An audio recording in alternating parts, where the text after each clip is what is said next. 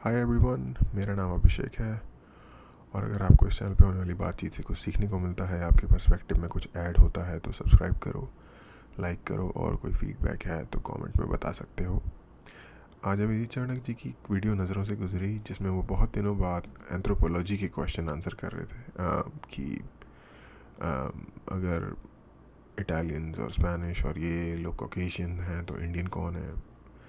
I think मैंने थोड़ा बहुत इस पे पहले भी डिस्कस किया था। बेसिकली जितना जो हम हैं इंडियन साउथ एशियंस, हम भी कॉकेशियन ब्लैक आइड में आते हैं as far as I know. जो एक पुरानी क्लासिफिकेशन थी उसके हिसाब से मॉडर्न डे में क्या चल रहा है उसके बारे में मुझे बहुत ज़्यादा डिटेल में आइडिया नहीं है, क्या क्लासिफिकेशन है नहीं। और इसीलिए अभिजीत चावड़ा जी हमारे काम आ जाते हैं जब हमें इस तरह का कोई क्वेश्चन होता है। तो वीडियो देखते हैं और फिर साथ में बात करेंगे। एंथ्रोपोलॉजी हमेशा की तरह इंटरेस्टिंग होती है, तो मैंने सोचा शेयर किया जाए। Whoa, whoa! I watched you and Ranveer Alabadia discussing that no invasion happened, and it, अच्छा, रणवीर अलाहाबादी, आई थिंक हमने उस पर बात की थी पहले, तो वहीं से आया भाई, तभी डायरेक्ट एंथ्रोपोलॉजी रिलेटेड क्वेश्चन उठा दिया। it's us who went outward and we took our genes outside. But now you're saying there is Indo-Greek Chandragupta Maurya thing. This means there's some Aryan thing that is inadvertently brought in. That means we have some Aryan blood in us, not in south, but a bit in the north. So what Arun is saying is that because there was this Greek invasion, there was this Greek Indo-Greek dynasties in the northwest of India, and because Chandragupta married a Greek lady, that's why there is some Aryan component in our genes. So the assumption that Arun, my friend, is making here is that the Greeks are Aryans. Arun is assuming that the Greeks are Aryans, and because there is some Greek component in our genetics, in some of us in India, little bit like 0.5% or something, that's why there is Aryan invasion and there is Aryan genes in us. So the assumption that Arun is making is that Greeks are Aryans. Now, who says the Greeks were Aryans?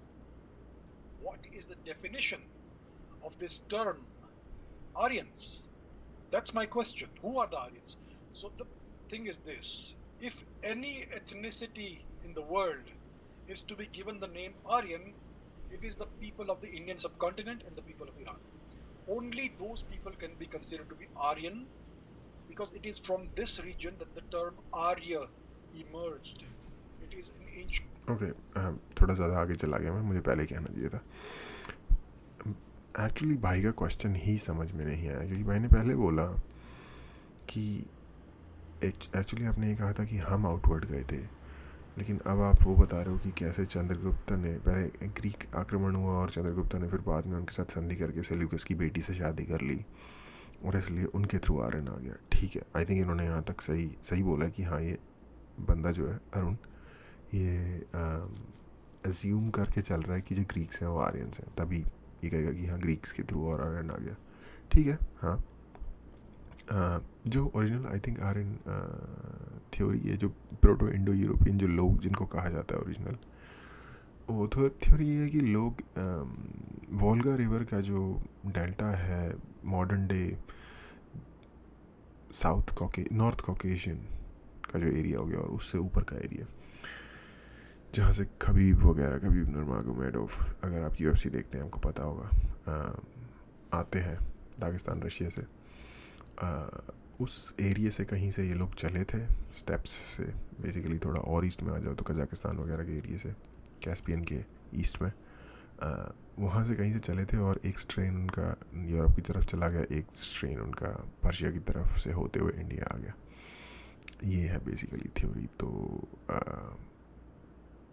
और Iran का जो नाम है, Iran, Aryna, Aryan, उसी नाम से पड़ा है, तो उनके नाम में ही है। और हमारे आपको जो रिलीजियस बुक्स वगैरह होते हैं, आर्यवर्त, इंडिया का भी नाम आर्यवर्त ही था। तो उस तरीके से हम लोगों ने उस नाम को, संस्कृत लैंग्वेज को, जो कि PEI के क्लोजेस्ट है आज के टाइम में, प्रोटो इंडो इरेनियन जो लैंग्वेज है उसके क्लोजेस्ट है, तो हमने उसे जिंदा भी काफ़ी हद तक रखा हुआ है। तो इसलिए इनका कहना है कि अगर किसी को आर्यन कहा जा सकता है, तो वो सिर्फ और सिर्फ इंडिया और ईरान के ओरिजिनल लोगों को कहा जा सकता है. Ancient Sanskrit term. It was an ancient Persian term as well. Persian is a descendant of Sanskrit. The old Persian language during the time of the Hakshamanish dynasty, the Achaemenid dynasty, was a descendant of Vedic Sanskrit. And the term Arya was used by them as an ethnic term, by the Persians. And India in the old days was called Aryavarta, which means Yes, the abode यही of मैं the भी कह Aryan people, of the Arya people, means the noble people, which means that all Indians were Aryan, according to this definition. North India, South India, East, West, all of them, right? So if any people are to be called Aryans, it is the Indians and the Iranians. By Indians, I mean the entire subcontinent, from Afghanistan to Sri Lanka, Bangladesh, Nepal, all of that. And let me share an interesting thing with you. Just give me a minute. There is this letter by the writer J.R.R. Tolkien. So, in 1938, the Germans wanted to publish J.R.R. Tolkien, जिनको नहीं पता, एक बहुत ही famous writer हैं जिन्होंने Lord of the rings लिखी थी. अगर मैं गलत नहीं हूँ तो, अगर मैं सही हूँ तो लॉर्ड ऑफ द रिंग्स उन्होंने लिखी थी. Tolkien's great novel, The Lord of the Rings. Yes. German Okay, मैं सही था. But they wanted to know whether this guy Tolkien was a pure Aryan according to their definition. Oh, एक second, इन्होंने क्या बोला? वो जर्मन था? मुझे लगता है ब्रिटिश थे वो. Let me see. Whether this guy Tolkien was a pure Aryan according to their definition. They wanted to know whether this guy Tolkien German language, or Tolkien's great novel, The Lord of the Rings, in German language. But they wanted to know whether this guy Tolkien was a pure Aryan according to their definition, according to the German definition. So the German definition, the Nazi definition of Aryan was European, white. Okay, letter पढ़ लेते हैं. 25th July 1938, 20 Northmore Road, Oxford, which is in UK. Dear sirs, thank you for your letter. I regret that I am not clear as to what you intend by Arish. I am not of Aryan extraction, that is Indo-Iranian. As far as I am aware, none of my ancestors spoke Hindustani, Persian, Gypsy, or any related dialects. But if I am to understand that you are inquiring whether I am of Jewish origin, I can only reply that I regret that I appear to have no ancestors of that gifted people. My great-great-grandfather came to England in 18th century from Germany. So yes, ये British ही थे, but इसके great grandfather originally German थे, जो कि Germany से 18th century में England आ गए थे. The main part of my descent is therefore purely English. The main part of my descent is purely English. Okay, German नहीं हो जाएगा, great आ गए थे तो. And I am an English subject, which should be sufficient. I have been accustomed nonetheless to regard my German name with pride. Okay, अच्छा, Tolkien है वैसे German नाम, Tolkien, and continue to do so throughout the period of the late regrettable war. अच्छा, 1938 में ये letter लिखा गया. इसका मतलब वॉर इस वक्त अच्छा, फर्स्ट वर्ल्ड वॉर हो गई थी, सेकंड स्टार्ट नहीं हुई थी अभी तक. इस लेटर तक सेकंड स्टार्ट नहीं हुई थी, क्योंकि 39-40 में स्टार्ट हुई. Okay. In which I serve regrettable war in which I served in the English army. Okay, first world war में इन्होंने इंग्लिश आर्मी में सर्व भी किया था. Wow. I cannot however forbear to comment that if impertinent and irrelevant inquiries of this sort are to become the rule in matters of literature, then the time is not far distant when a German name will no longer be a source of pride. Little did he know कि क्या आने वाला है 1 से 2 साल के अंदर. Mr. Tolkien. So they wrote to J.R.R. Tolkien asking him whether he had Aryan ancestry, or whether he had some Jewish ancestry or not. So this is the response of J.R.R. Tolkien to the Germans. He wrote that I am not to the Germans, to the British, of Aryan extraction, that is Indo-Iranian. As far as I am aware, none of my ancestors spoke Hindustani, Persian, Gypsy, or any related dialects. So J.R.R. Tolkien, who was a linguist too, was very clear about who are the Aryan people.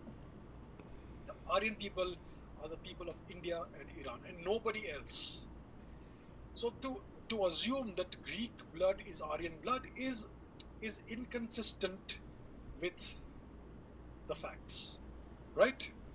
So yes, many of us in India would have some fractional Greek ancestry, especially those of us who live in Western India. It's very much possible. But even the Greeks, the Indo-Greeks, they spoke Sanskrit. They were Hindus or Buddhists, and they considered themselves to be Indians. It's just the modern Indian historians who consider these people to be Greeks. They were culturally Indian. The Indo-Greeks like Menander, Milinda, and various other kings were culturally Indian. And culture is what matters, not DNA. Whoa. Okay, एक चीज़ add कर दूंगा, जो Indo Greeks थे उनका एक specific नाम था, उनको कहते हैं बैक्ट्रियन। उनको बैक्ट्रियन एम्पायर कहा जाता है और उन लोगों को भी बैक्ट्रियन किंग्स है, उस पूरे एम्पायर को बैक्ट्रिया ही कहा जाता था। इवन अभी जो अफ़गानिस्तान का एरिया है उसको specifically modern day Afghanistan, basically north western Pakistan, Gilgit Baltistan, modern day Afghanistan, थोड़ा सा ताजिकिस्तान का हिस्सा, ये सारा बैक्ट्रिया कहा जाता था, जहाँ पे ये लोगों का शासन था। और बाद में थोड़ा नीचे तक भी आ गए। इंडिया का भी वेस्टर्न पार्ट, जो मॉडर्न डे इंडिया का वेस्टर्न पार्ट है, वो भी इनके अंडर चला गया। दूसरी बात ये कि देखा जाए, हाँ ग्रीक बेसिकली अलग है, बट अगर आप ओरिजिनल अकेमेनिड एम्पायर देखोगे ना, तो वो जाता है बिल्कुल ईस्टर्न टर्की के बॉर्डर तक, डिपेंडिंग ऑन उनकी अभी बढ़त चल रही है या घटत चल रही है, क्योंकि उनकी बढ़त घटत चलती रहती थी। पर्शिया अपने आप में सबसे बड़ी सुपर पावर रही है उस टाइम पे। अगर आपने 300 मूवी देखी है, वो कंटिन्यूसली ग्रीक्स के ऊपर हमले करते रहते थे और कभी कभार जीत भी जाते थे। उन्होंने कब्जे भी किए हुए उनके ऊपर, पर्शियंस ने। तो ऐसा भी हो सकता है कि पर्शियंस के थ्रू आर्यन ब्लड, ये मैं जस्ट मेरे दिमाग में थॉट आया है, वो शेयर कर रहा हूँ। ऐसा भी हो सकता है जब उन्होंने उन पर कब्जे किए हुए थे तो बहुत सारा पर्शियन ब्लड उस तरफ भी फ्लो हुआ होगा, ग्रीक्स में भी आ गया होगा बहुत सारा पर्शियंस का ब्लड, जिसको आर्यन ब्लड कंसीडर किया जा सकता है।